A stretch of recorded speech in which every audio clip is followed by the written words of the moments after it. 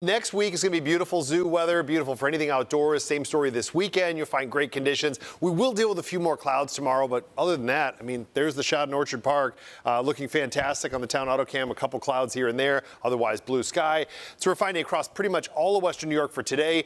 Getting into the weekend, of course, we have some weekend events. One of them is this walk for apraxia, and overall, by the time the walk starts, you should already see 70 degrees, and then those numbers just climb into about the mid 70s during the walk itself. And you notice a few more clouds even in the icons, but it should be dry out there and a pretty nice day to be out and about. So as far as what we're finding right now, this evening, you're going to mostly deal with 70s early on. I mentioned this for East Aurora mainly earlier because there's so many folks outside for the Borderland Festival. It's going to take until about midnight to even start seeing 50s out there. So we will again cool down for all areas overnight. I'm going to swap out this Olean one in a moment, but just for the Olean Airport, that's the Mesonet site that's not reporting correctly down there, but it's 70s, not 40s at the moment. That would be a real outlier. Breeze has mostly been out of the north. There's some variant of the north throughout the day today, and I figured I'd show it on the wider view of the map, but 10 miles per hour is about the highest I've seen all day long. Overnight tonight, wind will go light, and tomorrow it's likely to be in the single digits once again.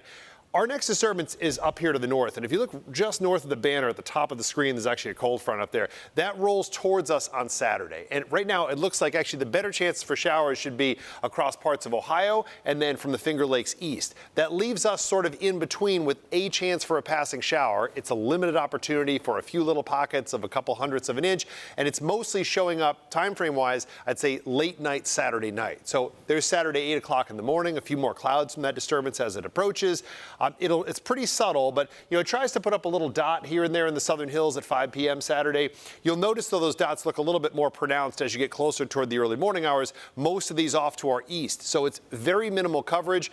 Yesterday it was doing about the same time frame with a little bit better coverage, but I still figure it's worth mentioning because in some of these thicker patches of clouds during that late night time frame, we may at least see room for a few little tiny showers here and there. Many of those barely measurable. Sunday looks beautiful, as does all of next week. Sometimes when I talk about rainfall amounts, it's worth talking, or rainfall at all, it's worth talking about the amounts, and this is what's showing up. They're mostly on the hundredths of an inch, bunch of areas where there are no numbers. That's basically the model saying nothing for your area.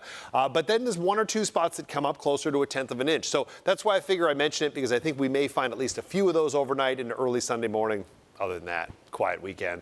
There's tonight into early tomorrow morning. For a lot of areas, this is a little bit milder than the last couple of days, especially those of you in the Pennsylvania Hills. I mean, earlier in this week, we were putting 30s on the lower end of that range, but we don't have to worry about that at this point. Tomorrow, beautiful this time of the year, above average by a few degrees for all areas. And I left room for a stray early evening sprinkle, but as you just kind of saw there in the latest model, it's not impressive as far as the rain chances. So overall, beautiful conditions to be outdoors and stay dry.